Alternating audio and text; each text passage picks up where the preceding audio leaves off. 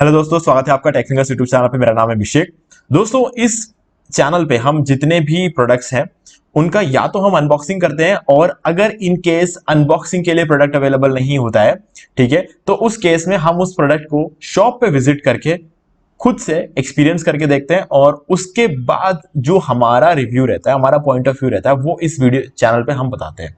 ठीक है, ये हमारा एक्चुअल में हमारा एक्सपीरियंस है, इन हैंड फील है, जो हम इस वीडियो में बता रहे हैं। तो आज का ये जो वीडियो है, इसमें जो हमारा कूलर है, इसको भी मैं शॉप पे गया पर्सनली, और मैंने इसको चला के देखा। मैंने इसका पूरा बिल्ड क्वालिटी, हर एक चीज को चेक किया, उसके बाद ये वीडियो बना रहा हूं। तो गाइज, मेनली इस कूलर का जो यूसेज है वो मैं कहूंगा कि एक छोटे रूम के लिए है। अब छोटे रूम से ये गलत मत समझना कि ये एक पर्सनल कूलर है, ये बिल्कुल भी एक पर्सनल कूलर नहीं है। मतलब छोटे रूम्स का मतलब ये है कि आप चाहो तो एक 200, 250, 300, 350 स्क्वायर फीट के रूम में इसको आराम से यूज कर सकते हो। 400 स्क्वायर फीट का रूम होते होते आपको लगेगा कि नहीं, इससे काम नहीं चलेगा। ठीक है, लेकिन तब तक ये कूलर सफिशिएंट है, यानी कि एक पर्सनल कूलर से बहुत ज्यादा पावरफुल कूलर है ये। ठीक है, और सबसे अच्छी बात जो है इस कूलर की, वो ये है कि एक डेजर्ट कूलर होते हुए भी इसकी प्राइसिंग जो है वो सिर्फ 6,500 है। ठीक है, ये इस कूलर को बहुत ज्यादा स्पेशल बना देता है। अब हम मेन बात करते हैं ये कूलर कौन से ब्रांड का है। तो गाइस, डेफिनेटली आपने देख लिया होगा, यहाँ पे लिखा हुआ है क्रॉम्पटन ब्रांड का है। ठीक है, 40 लीटर्स की इसकी वाटर टैंक की कैपेसिटी है। तो मेरे हिसाब से एक सफिशिएंट वाटर टैंक की कैपेसिटी आपको मिल जाती है। यहां पर आप कम से कम आराम से 6 से 7 घंटे इस कूलर को चला सकते हो। ठीक है, अगर आप एक बार टैंक को फुल करके रात को सो जाते हो तो सुबह तक कोई दिक्कत आएगी नहीं। ठीक है, पक्की बात है ये। तो यहां पर आपको प्रोडक्ट डायमेंशन अगर देखें तो 38 इसका डेप्थ है, 49 इसका विड्थ है, और 99.5 सेंटीमीटर इसकी हाइट है। नंबर ऑफ स्पीड्स आपको 3 देखने को मिलेंगे, यानी कि लो, मीडियम और हाई, और काफी पावरफुल है। ठीक है, आप बिल्कुल भी इसको यूं मत सोचना कि एक पर्सनल एयर कूलर जैसा होगा, नहीं, बिल्कुल भी नहीं है। ये पावरफुल है। और वारंटी की बात करें, 1 साल की वारंटी देखने को मिल जाती है, और ऑटो फिल की आपको यहां पर फीचर देखने को मिल जाता है। ठीक है, मॉडल नेम है इसका मार्बल नियो 40। ठीक है, और चलते हैं आगे। इसका कलर आपको अवेलेबल होता है व्हाइट कलर में, और आप अगर देखोगे तो एक दो जगह पर आपको ब्राउन कलर देखने को मिलता है, जहां पर इसके जो नॉब्स रहेंगे वहां पर आपको ब्राउन कलर देखने को मिलता है। और यहाँ पे मार्वल नियो 40 करके इसका सामने सेंटर में आपको लिखा हुआ मिलेगा मार्वल नियो 40। ठीक है, तो ये भी ब्राउन कलर के एक पैनल पे होता है। और यहां पर अगर हम थोड़ी डिटेल बात करें तो मॉडल नेम मार्वल नियो 40 है, और वोल्टेज इसका 220 वोल्ट्स पे काम करता है। Air flow capacity 1300 cubic metre per hour की है, और आइटम वेट का सिर्फ 4 किलो है। काफी इंटरेस्टिंग है कि इस कूलर का जो वजन है वो बहुत ही कम है ना। तो ये भी एक अच्छी बात है। ठीक है, और डेफिनेटली आपको यहाँ पे व्हील्स वगैरह देखने को मिलते, तो फर्क नहीं पड़ता। अगर ये 4 किलो की जगह अगर 14 किलो भी होता तो कोई फर्क नहीं पड़ता।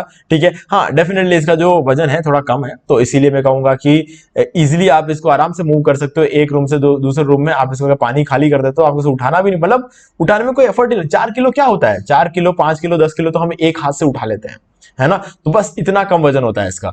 स्टैंड बाय पावर कंजप्शन देख ले हम, तो 165 वॉट्स का इसका जो है स्टैंड बाय पावर कंजप्शन है। और इंक्लूडेड कंपोनेंट्स से कूलर मिल जाता है आपको, वारंटी कार्ड मिलता है, यूजर पैनल मिल जाता है। ठीक है, और व्हील्स आपको यहाँ पे देखने को मिल जाएंगे। ठीक है, कैस्टर व्हील्स जिसे हम कहते हैं। और 4 वे डिफ्लेक्शन में आपको यहाँ पर जो है एयर थ्रो देखने को मिलेगा, यानी कि आपको चारों तरफ, चारों डायरेक्शन में आपको देखने को मिल जाएगा एयर थ्रो। और 40 लीटर टैंक कैपेसिटी में बात करें, एवरलास्ट पंप है।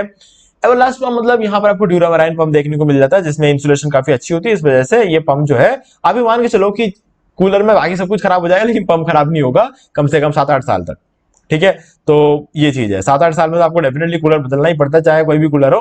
और कम से कम कूलर नहीं तो हनीकॉम पैड्स तो आपको बदलना ही पड़ेगा, उसके बारे में आगे बात करेंगे। और ओवरलोड, मोटर ओवरलोड प्रोटेक्टर आपको देखने को मिल जाता है।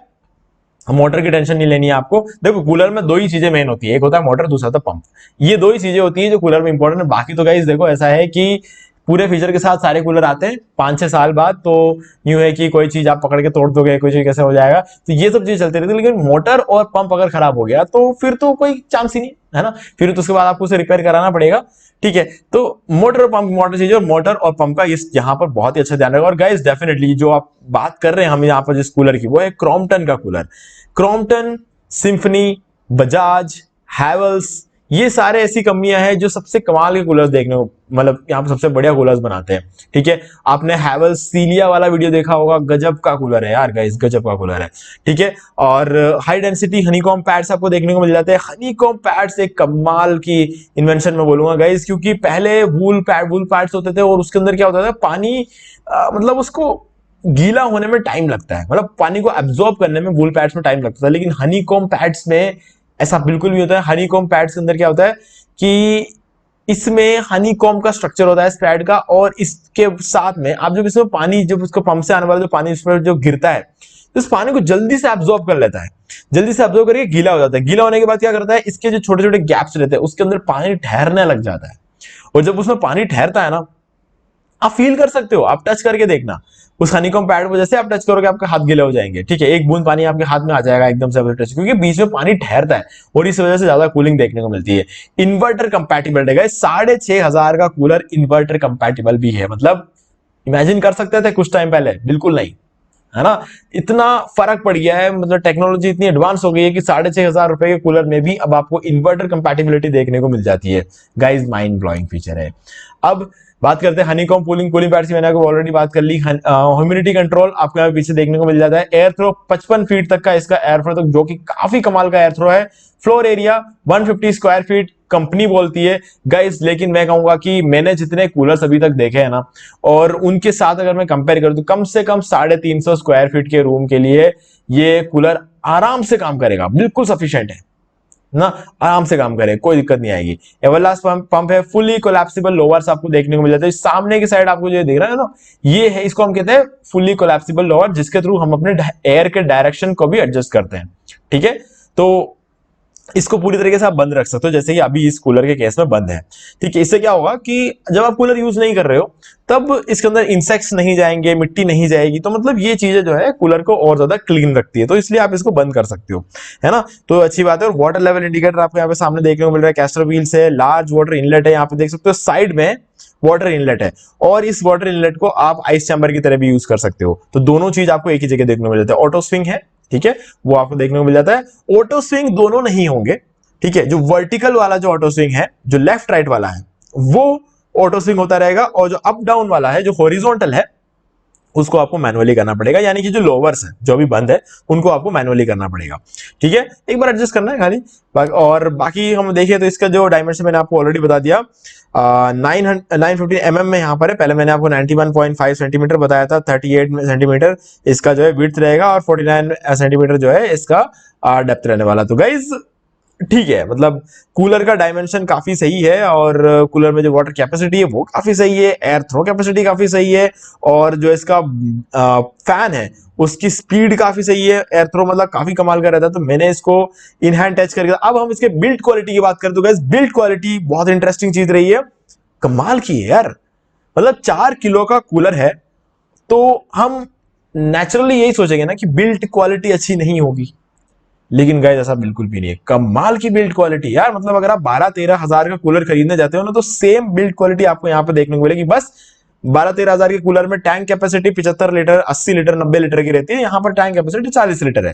टैंक छोटा है, इस वजह से वजन कम है।